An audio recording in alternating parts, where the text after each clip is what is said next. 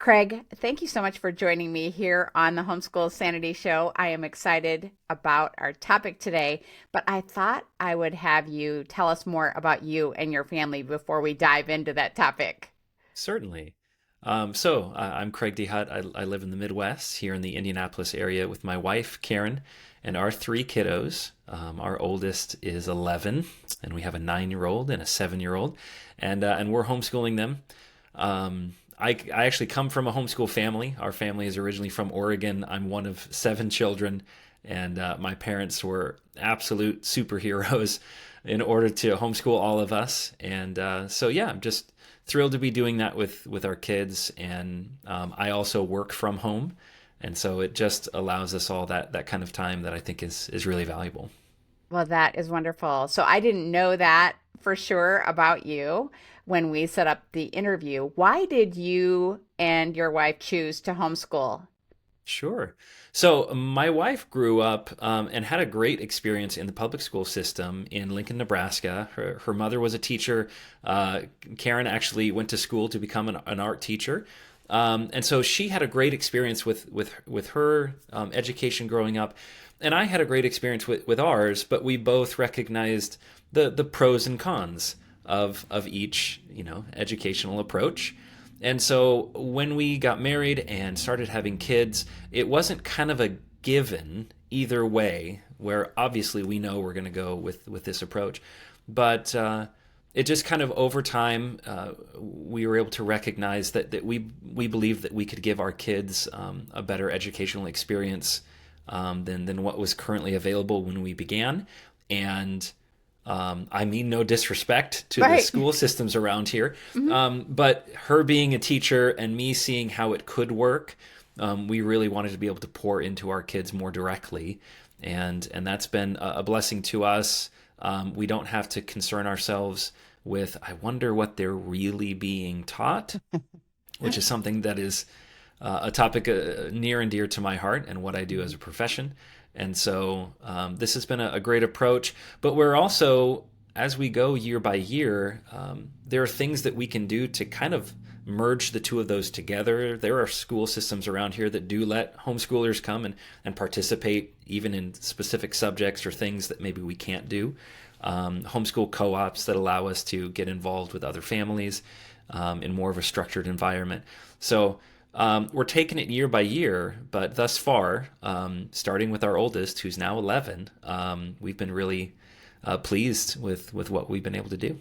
Fantastic. It's so much fun for me to get the beginning start, the beginning story for how Yeah. families have chosen to homeschool. Just so many different reasons, but hmm it works for so many different families.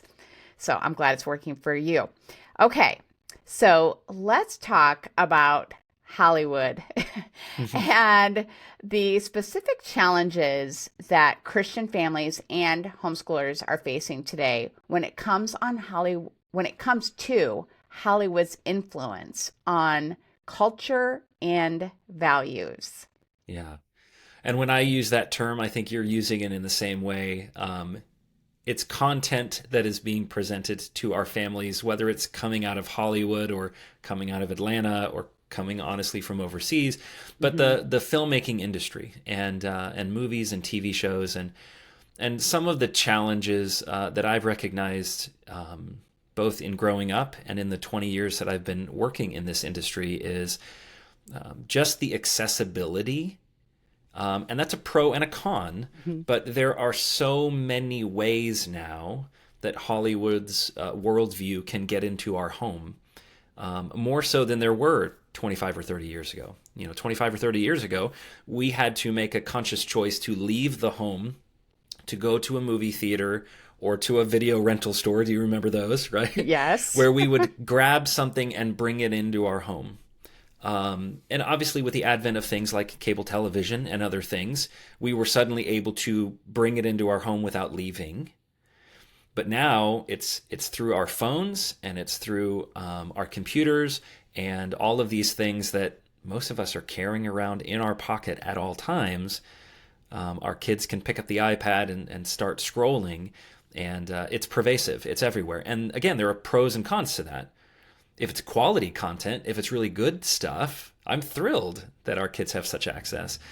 But we both know that that's not really the case with much of what's coming in. And it almost feels like a ship taking on water. I'm not even sure where all it's coming in, and we're trying to figure out how to manage that. And then another challenge is, frankly, the tactics that Hollywood uses in order to influence our families. Their tactics have changed. It used to be that we were on the same page. When Hollywood first was founded, they actually had a code of conduct, a code that they abided by that was incredibly conservative in regards to not allowing anything to adversely affect the family. And they gave that up pretty early on. And now they have, over the decades, have subtly introduced things.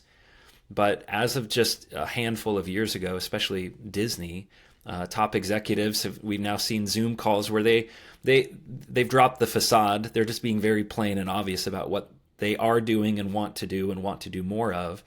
They're not trying to hide it anymore. And so we've got to be aware of that and meet that head on. Yeah. I just was having this image of myself as a little girl sitting in front of the television. And when that Disney splash screen came on, I was so excited. Mm-hmm.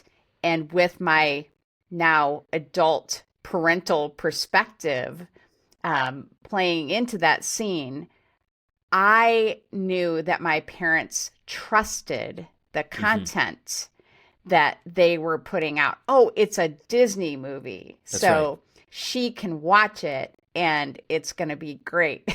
Yes. And we just don't have that anymore. I think that is such an apt observation about how things have changed.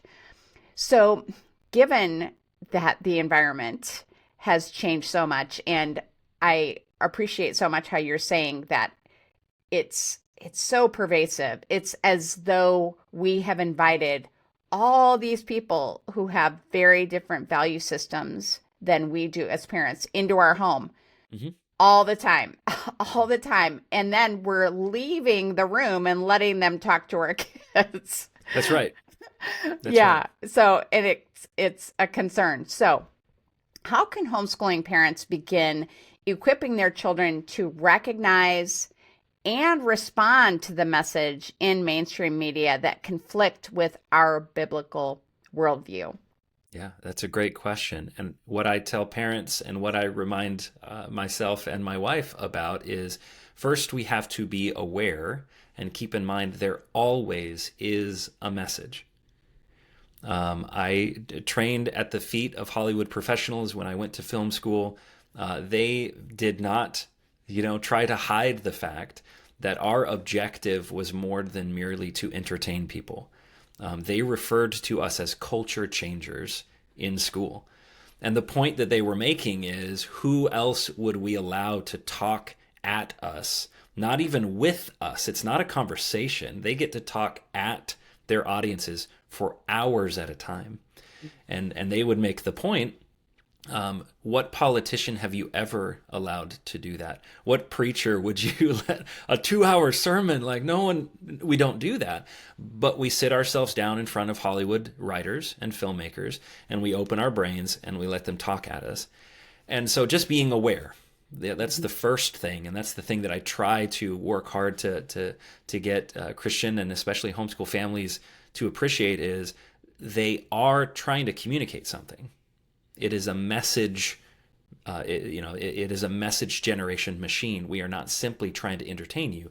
That is typically one of our secondary objectives. We know that we can't communicate messages very well if it's not entertaining, but just being aware. And so one of the things we do with our kids, and I try to be more mindful of this, but we used to, at the end of every movie, sometimes while the credits were still rolling, I'd go, okay, guys, so what was the point?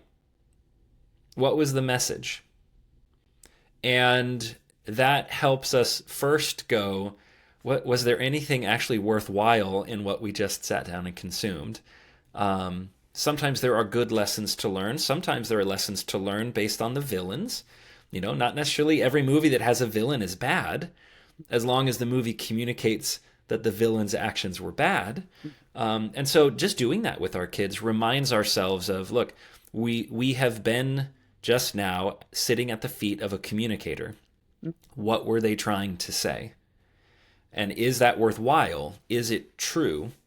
Does it pass, as we commonly say, does it pass the Philippians 4:8 kind of a test? Is it true? Is it honorable? Is it just? Is it pure? Is it lovely? Would I commend this to someone else? And if the answer is no, we have no business consuming that. That's not good for our kids or for us. And that's usually the right way we have found to begin the conversation and to begin to be more aware. Right. I've done this so many times too. And I feel like, especially my teens have kind of rolled their eyes at me. However, I do think it has gotten into their process about, how they think about movies, that they aren't just thinking about the special effects and, the whether it was a better or a worse movie than a previous film in the series, that kind of thing, that they are thinking about what messages were being communicated. So I love your reminder to us as parents to keep talking about that, even if our kids are saying, oh, I just want to enjoy the movie. Well, I do too. Yeah. But I think it's important to process a movie after the fact, just as you were describing. Yeah. And it doesn't have to be a 45-minute session. It doesn't have to be all right, everybody. But just being honest with yourself and going, look, I just committed 2 hours of my life. I'll never get those 2 hours back. Sometimes if we're binge watching shows, sometimes it's more than 2 hours. Mm-hmm. And go like, was that worth the price of admission? Mm-hmm. I just gave my brain space to a stranger, and do they need to take up residence in there? And we want to make sure that that what we're presenting to our kids passes that test, because there's so many other things we could consume, so many other pieces of media. I'm not advocating not being entertained, but find the things that will be fun to watch. Mm-hmm. Because I enjoy the fun of it. I enjoy, analyzing the cinematography and talking about the storytelling and just appreciating good acting.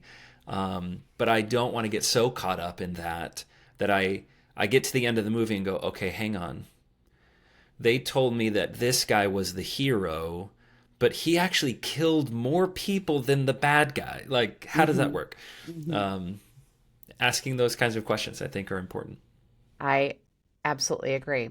So Appian Media is your company, and it is known for producing high quality but biblically accurate content. So how do you think that media like yours can serve as a counter to Hollywood's storytelling power, which they definitely have? They do. It is very powerful. I actually refer to what we do. It began as tongue-in-cheek, but then I actually realized it was a very apt description. We are Hollywood's Trojan horse. Not what they are sending, but we are sending it to them. We're using their same methods and skills. I was trained by professionals in the industry, as was Stuart, our co-founder, and we are then using those tools to send a biblical Christian accurate worldview back into their homes in a way that's not subversive or secretive. We're not actually trying to hide our objectives at all. We're very clear about what we're trying to do. But our team has been trained by these industry professionals to counter that. So Appian Media was created about 10 years ago, and it stemmed from a desire for us to present people with specifically content shot over in the Bible lands to help people appreciate what they read about in the Bible. So we've traveled to Israel and Turkey and Jordan and Egypt and created content for all age groups in order to get them excited about what they read in the text. And it's based on kind of three pretty fundamental pillars for us. As you mentioned it, we want it to be biblically accurate and historically and geographically accurate and culturally accurate. But we want it to be high quality. That was something that was very important to Stuart and myself. We are not the first people to make videos like this, but we just were not seeing the level of professionalism, the level of production value that we are interested in watching. And we know that if the wrapping is hard to get past, people are not going to take the time to consume what's inside. And so we wanted it to be equal to or better than what audiences are used to consuming, specifically young people. Like, we had high schoolers in mind when we first kicked this thing off. We've now come to understand very early on that age groups, all age groups enjoy this content. But we were looking at high schoolers like, what do they watch? What do they enjoy? What do they roll their eyes at? What's not going to hold their attention? And how can we give them something that they like to watch and want to watch more of, but we're also giving them something professionally produced and something biblically accurate. And then we wanted to make it free. And we didn't necessarily have homeschoolers in mind when we first kicked this thing off. But you better believe that within a few months of releasing our first content, homeschool families found us. Free videos that I can share with my kids and my family. We love free. And just making it something that we are removing as many roadblocks as we can so that people can enjoy the content. And so one of those things is price. It's free with no strings attached. Oh, wow. So how are you able to do that? That's a great question. So we are a non-for-profit, and from the very beginning, we've been crowdfunded. So we actually reach out to the audiences beforehand and explain what we would like to create next, explain what the budget is. Creating this kind of content is not cheap. This is international travel. This is, filming and film permits and accommodations and months of post-production. And we're very upfront about this is where the money will go. This is what we need it for. This is what we need for distribution so that we can give it away. And year over year, project after project, people have come out and supported us from a variety of circles of people. But it is primarily just individuals, families that appreciate what we're doing and want us to produce more. Well, that is wonderful. So can you tell us some of the topics that you have covered with your films already? Sure. We began with the story of Jesus. It seemed like the right place to start.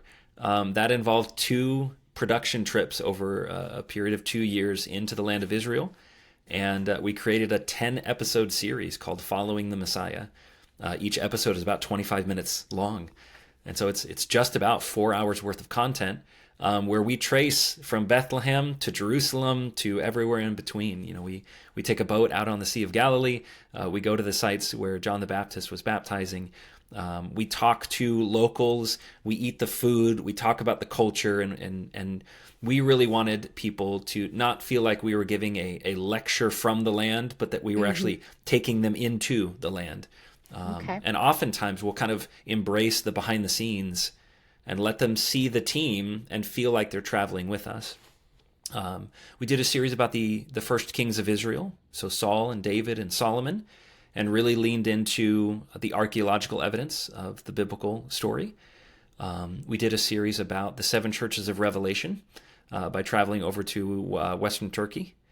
And just within the last year, we released a series about the Exodus. So that took us to Egypt and Jordan, and that was incredibly challenging. And we show people that. We wanted people to understand how difficult it would have been for the people to come out of that land and travel through the wilderness. And then we've done children's series written for a younger age group, smaller videos based on those same topics. And we call those Lessons from the Land. Okay. And so all told, including our podcasts and our behind the scenes, it is almost 24 hours worth of content. So. Wow. So what is your plan for the future? What other topics are you going to take on? How much of the Bible is there? Okay. I say that facetiously. Barry Britnell, one of our hosts, is like, from the very first trip, he said, you will come to understand that there are not just 5 stories that we could choose from. There are 500 stories that we could choose from.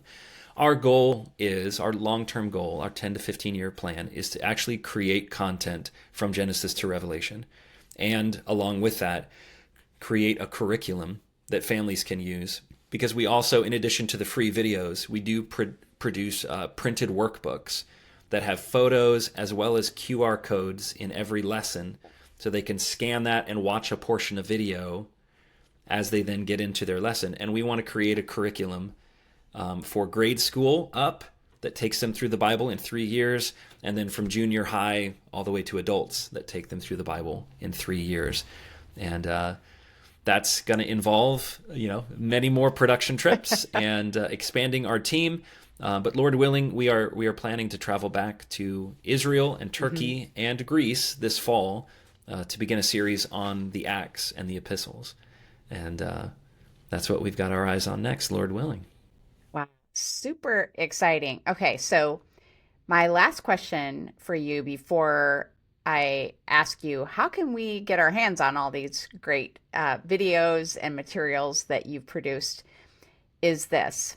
How can we, as homeschooling families, and you have experience in this, make time in our lives for quality content like you're producing through Appian Media, instead of just defaulting to Hollywood's media? Sure. I think one of the main ways is just being aware that it is out there and it is available.